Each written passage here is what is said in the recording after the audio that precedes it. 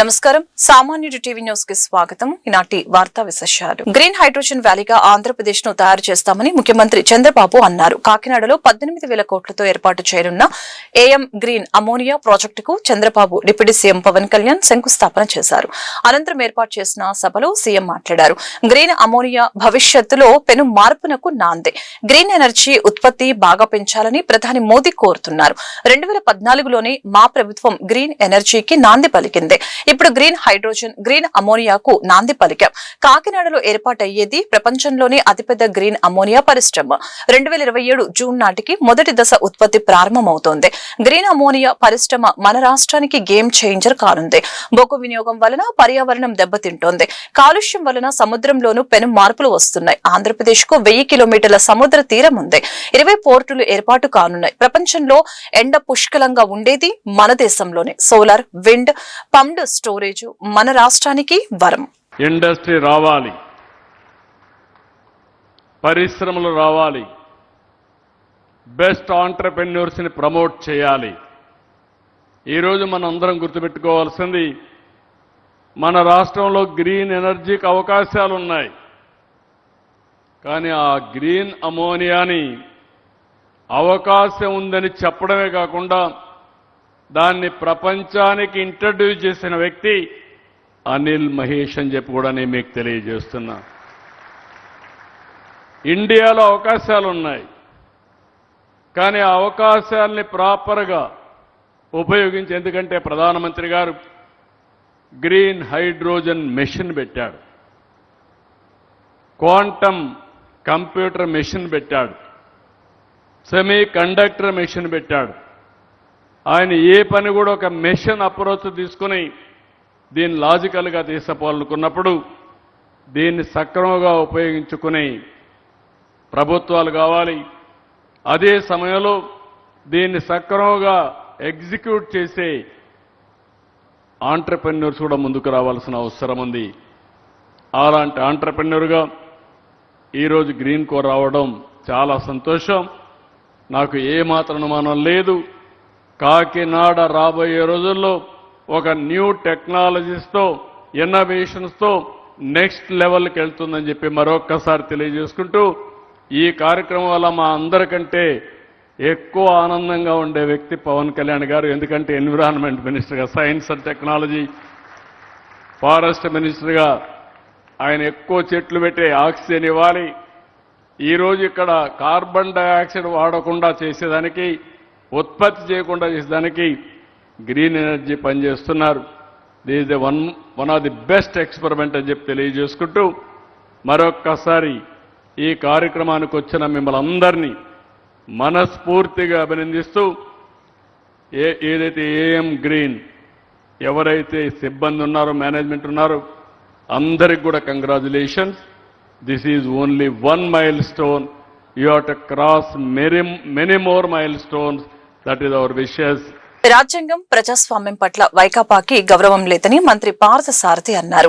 అమరావతిపై విషం చిమ్మేలాగా జగన్ మాట్లాడుతున్నారని మండిపడ్డారు. వైకాపా నాయకులకు ప్రజలు, రైతుల సమస్యలపై చిత్తశుద్ది ఉంటే అసెంబ్లీకి వచ్చి ప్రశ్నించాలని సవాలు చేశారు. 3 రాజధానుల పేరుతో జగన్ 5 ఏళ్ల పాటు కాలయాపన చేసి ఒక్క రాజధాని కూడా నిర్మించకుండా రాష్ట్రాన్ని అయోమయంలోకి నెట్టిన తుగ్లక్ పాలనను ప్రజలు చూశారని అన్నారు. 2024 ఎన్నికల్లో ప్రజల ఆగ్రహానికి గురైన వైకాపాకి అమరావతి పాపమే శాపమే కేవలం 11 సీట్లకే పరిమితమైందని ఆక్షేపించారు. నది ఒడ్డున రాజధాని ఎందుకు అని ప్రశ్నించే జగన్ రెడ్డికి లండన్, వాషింగ్టన్, కైరో వంటి ప్రపంచ నగరాలన్నీ నదీ తీరాల్లోనే అభివృద్ధి చెందిన విషయం తెలియకపోవటం ఆశ్చర్యకరమని అన్నారు. ఒకప్పుడు సైబరాబాద్ ని ఐటీ హబ్ గా తీర్చిదిద్దిన చంద్రబాబు ఇప్పుడు అమరావతిని క్వాంటమ్ వ్యాలీగా తీర్చిదిద్ది రాష్ట్ర భవిష్యత్తుకు దారి చూపనున్నారని తెలిపారు. ఉపాధి అవకాశాలు, మంచి ఉద్యోగ అవకాశాలు లభిస్తాయి. మా రాష్ట్రం కూడా దేశంలో నెంబర్ 1 స్థాయికి వెళ్తుంది మా రాష్ట్రం అని ఎన్నో ఆశలతో, ఆశాజనకంగా ఉన్న ప్రజల నమ్మకాన్ని విధ్వంసం ఒక అలవాటుగా చేసుకున్న వైఎస్ఆర్ కాంగ్రెస్ పార్టీ నాయకత్వం ఈ రాష్ట్రం మీద, రాష్ట్రంలో జరుగుతున్న అభివృద్ధి కార్యక్రమాల మీద, రాష్ట్రానికి వస్తున్న పెట్టుబడుల మీద విషం జిమ్ముతూ, విషాన్ని జిమ్మటమే కాకుండా బెదిరింపులకు కూడా, ప్రజాస్వామ్యాన్ని, రాజ్యాంగాన్ని గౌరవించే ఏ రాజకీయ పార్టీ కూడా చేయని విధంగా ఈ రాష్ట్రంలో వైఎస్ఆర్ కాంగ్రెస్ పార్టీ కంకణం కట్టుకుని మరీ పనిచేస్తుందని చెప్పేసి నేను మనవి చేస్తాను. నేను ఏ రాష్ట్రానికైనా సరే ఒక మంచి రాజధాని కావాలి, మా రాజధాని బాగుంటుంది, మా రాజధానిలో ఉపాధి అవకాశాలు లభిస్తాయి, గ్రామాల నుంచి ఎన్ని వేల మంది వెళ్ళినా కూడా మాకు ఏదో ఒక ఉపాధి లభిస్తుంది అని చెప్పేసి రాష్ట్రంలోని ప్రజలందరికీ కూడా ఆ రాజధాని పట్ల ఒక నమ్మకాన్ని కలిగించే విధంగా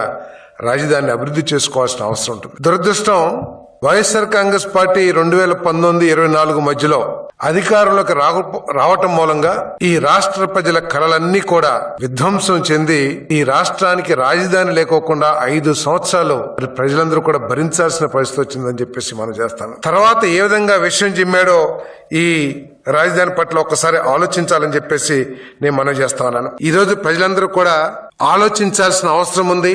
ఈ రాష్ట్ర భవిష్యత్తు పట్ల, రాబోయే తరాల భవిష్యత్తు పట్ల ఆలోచించాల్సిన అవసరం ఉంది. వైసీపీ చేస్తున్న క్షుద్ర రాజకీయాల పట్ల 2024 తర్వాత రకరకాలుగా మాట్లాడుతున్న జగన్మోహన్ రెడ్డి గారి మానసిక స్థితి పట్ల ఈ రాష్ట్ర ప్రజలకి అనుమానాలు తలెత్తుతున్నాయని చెప్పేసి కూడా నేను మనవి చేస్తా ఉన్నాను. నిజంగా మీకు ప్రజల మీద అక్కరున్నా, ప్రజల సమస్యల మీద మీకు ఏదన్నా బాధ్యత ఉన్నా, మీకు రాజ్యాంగం పట్ల గౌరవం ఉన్నా, మీరు అసెంబ్లీకి రండి, అసెంబ్లీ వేదికగా ప్రశ్నించండి.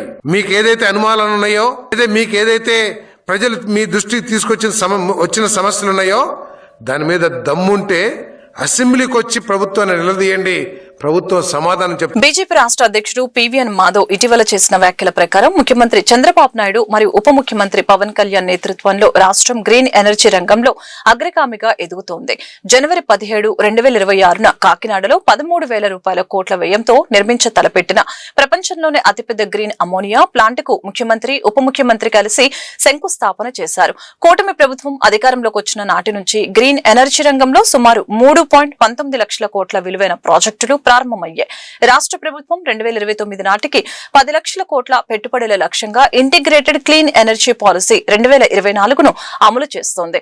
ఈ పరిణామాలు ఏపీని దేశంలోని గ్రీన్ ఎనర్జీ హబ్ గా మారుస్తాయని బీజేపీ నేత మాధవ్ ఆశాభావం వ్యక్తం చేశారు. Under the visionary leadership of our honorable CM and Deputy CM, Andhra is making great strides in green energy.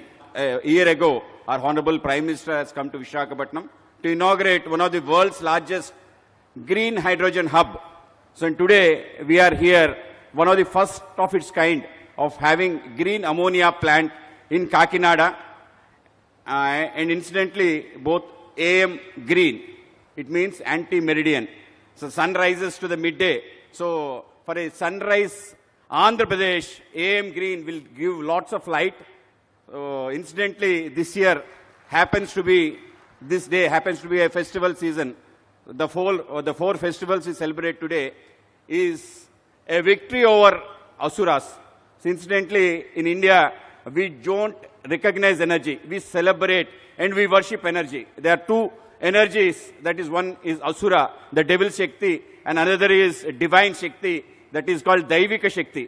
So AM green is a Daivika Shakti to decarbonize the devil Shakti of the carbon. And today, I think this AM green is just a tickle. The tickle will form into a stream, it will become a flood, and it will become a tsunami and engulf whole of, not just Andhra Pradesh, whole of our nation, whole of the globe, and make the world a sustainable place to live in.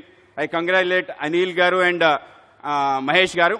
ఈ నెల 20న కన్యకా పరమేశ్వరి ఆత్మార్పణ దినోత్సవాన్ని విజయవంతం చేయాలని Aryavysya corporation chairman డూంటి Rakesh కోరారు. GO number 15తో అమ్మవారి ఆత్మార్పణ కార్యక్రమం ప్రభుత్వ అధికారిక కార్యక్రమమైందని తెలిపారు. వైకాపా హయాంలో దేవాదాయ శాఖ మంత్రిగా పనిచేసిన వెల్లంపల్లి వైశ్యులకు కన్యకా పరమేశ్వరి ఆలయాలకు చేసిందేమీ లేదని మండిపడ్డారు. రాష్ట్ర వ్యాప్తంగా కన్యకా పరమేశ్వరి ఆలయాల్లో 20న అధికారిక కార్యక్రమాలు నిర్వహించాలని ఆదేశించారు. పొట్టి శ్రీరాములు 58 రోజుల దీక్షకు ప్రతీకగా మార్చి 16న అమరావతిలో 58 అడుగుల విగ్రహ ఆవిష్కరణ చేయనున్నట్లు డూండి రాకేష్ వెల్లడించారు.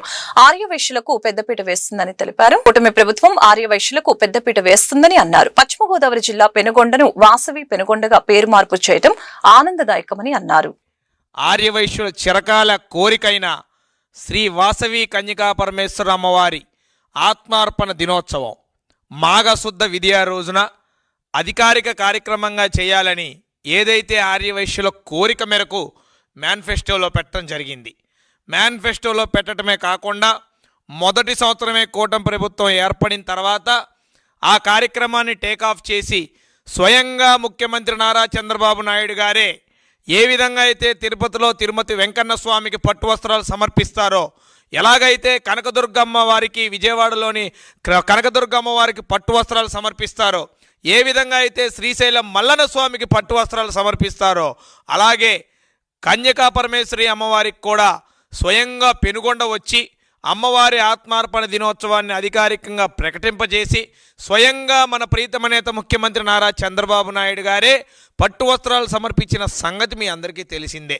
మరి అంతే దాని కొనసాగింపుగా ఏదైతే ఆర్యవైశ్యుల కోరిక మేరకు అనాదిగా దశాబ్దాల కాలం నుంచి పెండింగ్ ఉంది ఈ కోరిక. మా అందరికీ గౌరవం రావాలంటే ఏదైతే వాసవి కన్యకా పరమేశ్వర అమ్మవారి ఆత్మార్పణ దినోత్సవాన్ని అధికారికంగా చేస్తే అమ్మవారికి గౌరవం వస్తే మా అందరికీ గౌరవం వచ్చినట్టుగానే మేమందరం కూడా భావించేవాళ్ళం. అటువంటిది గతంలో అనేక మంత్రిగా పనిచేసినా కూడా ఇదే డిపార్ట్మెంట్ అతని కింద ఉన్నా కూడా కనీసం ఏమీ చేయలేకపోయాడు. మరి ఇప్పుడు ముఖ్యమంత్రి గారు మా కోరికను మన్నించి దాన్ని రాష్ట్ర పండగగా తీర్చిదిద్దడం జరిగింది. మీరు కనుక చూసుకున్నట్టయితే స్టేట్ ఫెస్టివల్స్ జిఏడి డిపార్ట్మెంట్ వాళ్ళు ఇచ్చిన జీవో నెంబర్ 15 చూసుకోవచ్చు. ఈ జీవో నెంబర్ 15లో రాష్ట్ర వ్యాప్తంగా 25 స్టేట్ ఫెస్టివల్స్గా డిక్లేర్ చేయడం జరిగింది. 24 కార్యక్రమాలని డిసైడ్ చేస్తే రాష్ట్ర ప్రభుత్వం ఇందులో 3 కార్యక్రమాలు మాకు సంబంధించిన కార్యక్రమాలుగా ఉండటం చాలా ఆనందదాయకం. ఇది ఆర్యవైశ్యులు అందరూ కూడా సగౌరవంగా గర్వించదగ్గ విషయం. ఎందుకనంటే ఈరోజు అమ్మవారి ఆత్మార్పణ దినోత్సవాన్ని రాష్ట్ర పండగల లిస్టులో చేర్చడం జరిగింది. ఏదైతే ఈ నెల 20వ తారీఖు జరగబోతున్న ఆత్మార్పణ దినోత్సవాన్ని రాష్ట్ర ప్రభుత్వ అధికారులు యంత్రాంగం అంతా కూడా అధికారిక కార్యక్రమంలాగా ఎలా అయితే సంక్రాంతిని మనం అంగరంగ వైభవంగా చేశామో అదే విధంగా మళ్ళీ ఈ కార్యక్రమాన్ని ముందుకు తీసుకెళ్లబోతా ఉన్నాం. గుంటూరు నగరంలో ఏర్పాటు చేసిన సరస్ మేళాకు విశేష స్పందన లభించిందని గుంటూరు తూర్పు ఎమ్మెల్యే మహమ్మద్ నజీర్ తెలిపారు. జాతీయ స్థాయిలో పలు రాష్ట్రాలకు చెందిన డ్వాక్రా గ్రూప్ మహిళలు తమ ఉత్పత్తులను ఒకే చోట ప్రదర్శనగా ఉంచి విక్రయాలు కొనసాగించడం గొప్ప విషయమని తెలిపారు. శనివారం గుంటూరు తూర్పు ఎమ్మెల్యే మహమ్మద్ నజీర్ పార్టీ నేతలతో కలిసి సరస్ మేళాను సందర్శించారు. ప్రదర్శనగా ఉంచిన 300 స్టాల్స్ ను ఆయన పరిశీలించారు. ఈ మేరకు ఎమ్మెల్యే మీడియాతో మాట్లాడుతూ సరస్ మేళా విజయవంతమైందని వివరించారు. ఈ మేళాను ఈసారి మొదటిసారిగా గుంటూరు నగరానికి గుంటూరు జిల్లాకి తీసుకొని రావడం నిజంగా చాలా గొప్ప విషయం.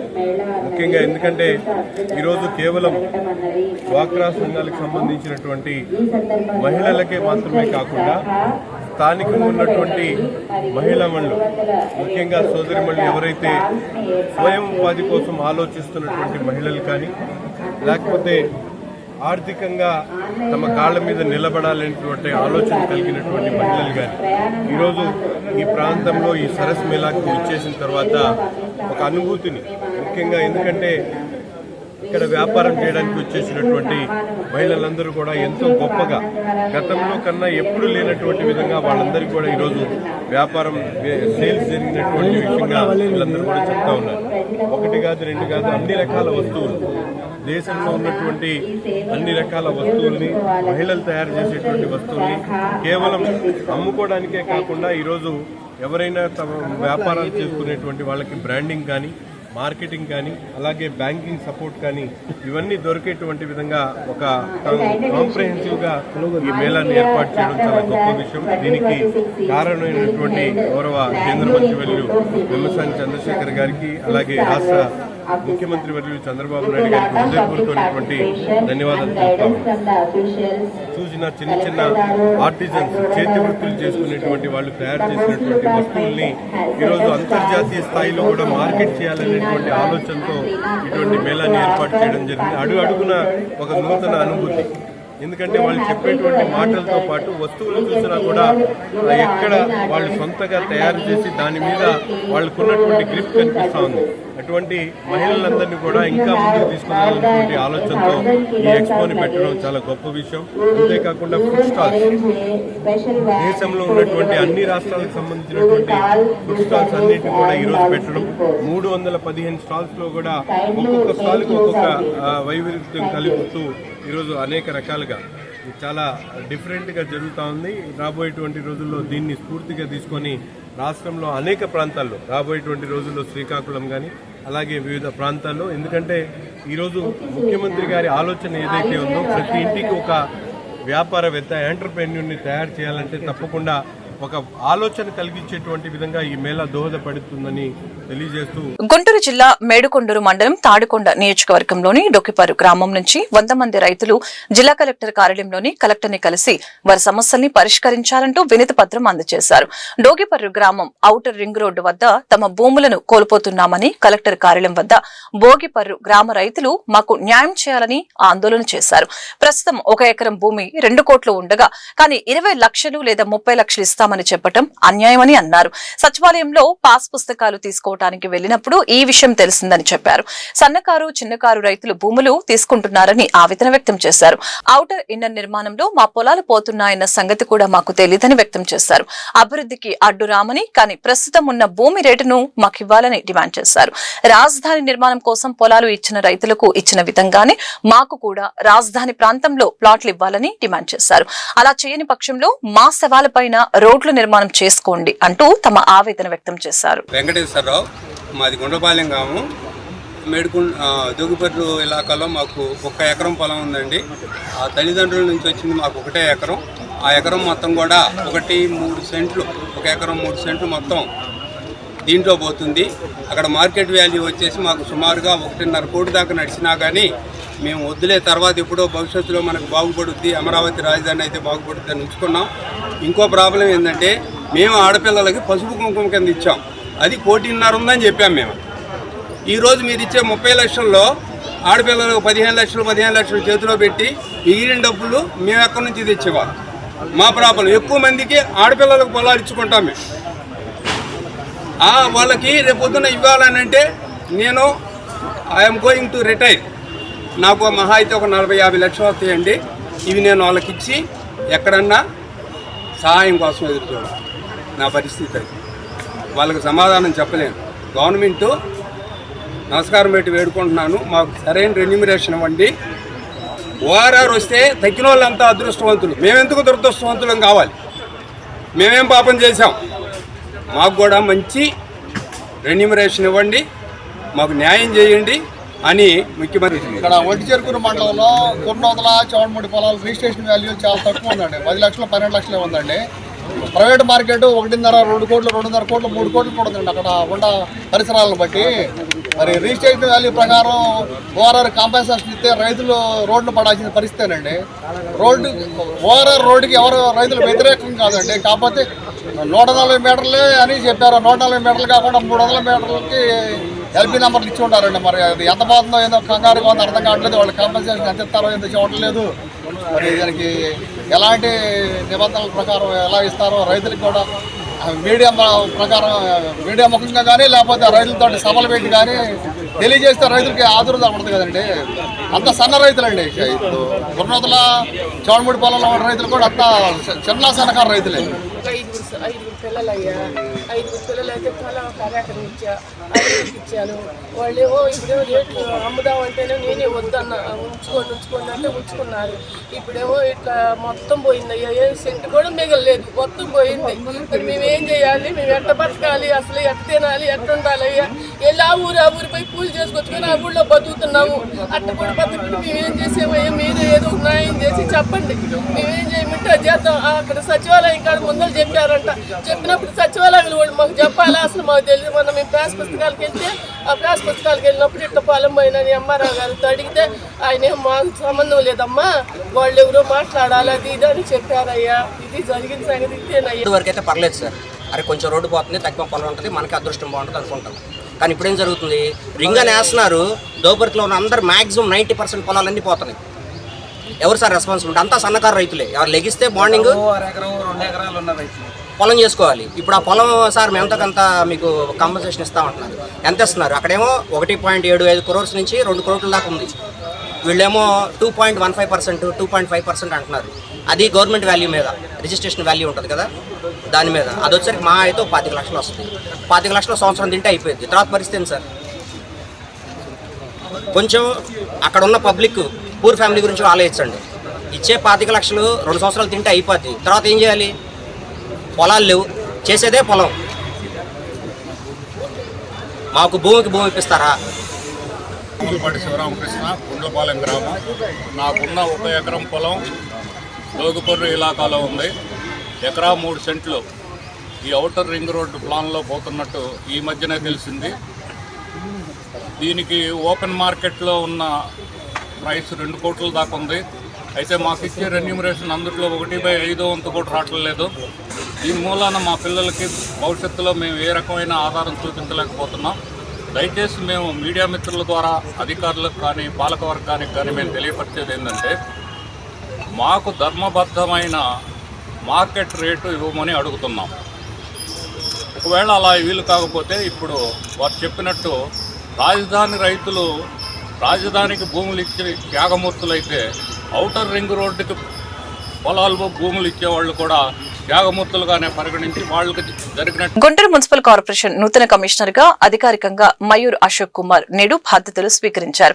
ఈ సందర్భంగా పలువురు అధికారులు, సిబ్బంది ఆయనకు శుభాకాంక్షలు తెలిపారు. బాధ్యతలు స్వీకరించిన అనంతరం మయూర్ అశోక్ కుమార్ మాట్లాడారు. గుంటూరు నగర అభివృద్ధి తమ ప్రథమ ధ్యేయమని చెప్పారు. పారిశుద్ధ్యం, డ్రైనేజీ, త్రాగునీరు, రహదారులు, స్ట్రీట్ లైట్స్ వంటి మౌలిక సదుపాయాలపై ప్రత్యేక దృష్టి సారిస్తామని తెలియజేశారు. నగరాన్ని మరింత పరిశుభ్రంగా అభివృద్ధి దిశగా తీసుకువెళ్లేందుకు అధికారులు, ప్రజల సహకారం అవసరమని ఆయన విజ్ఞప్తి చేశారు.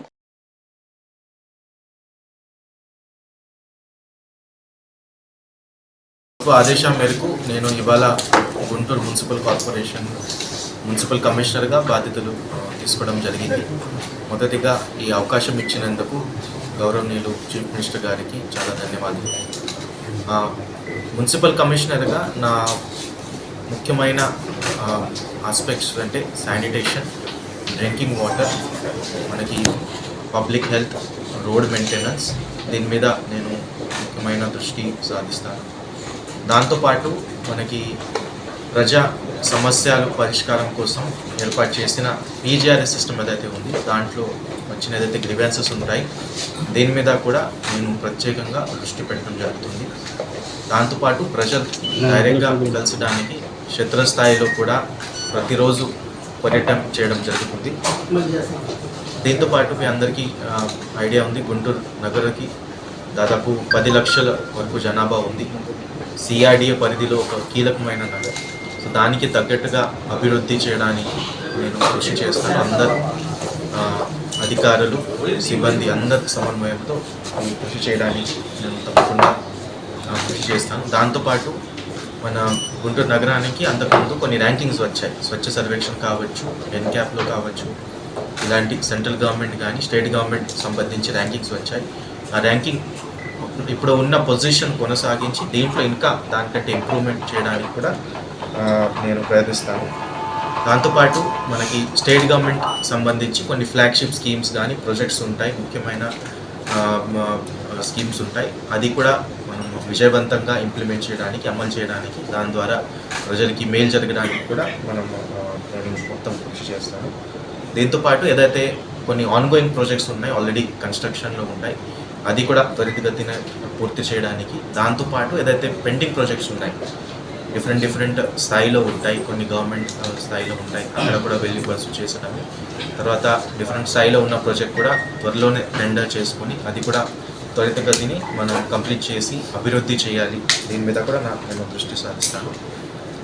చివరిగా అందరు ప్రజలతో, దాంతోపాటు ప్రజాప్రతినిధులు, మీడియా మిత్రులు, మా అధికారులు, సిబ్బంది అందరితో సమన్వయంతో అందరి దగ్గర నుంచి సలహా సూచనలు తీసుకొని ఈ గుంటూరు నగరానికి ఒక మొత్తం రాష్ట్రంలో, మొత్తం నేషనల్ లెవెల్లో కూడా ఒక టాప్ నగరంగా, దాంతోపాటు మోస్ట్ లివబుల్ సిటీగా మారాలి. ఈ వార్తలు ఇంతటితో సమాప్తం. మరొక బులెటిన్ మళ్ళీ కలుద్దాం. నమస్కారం.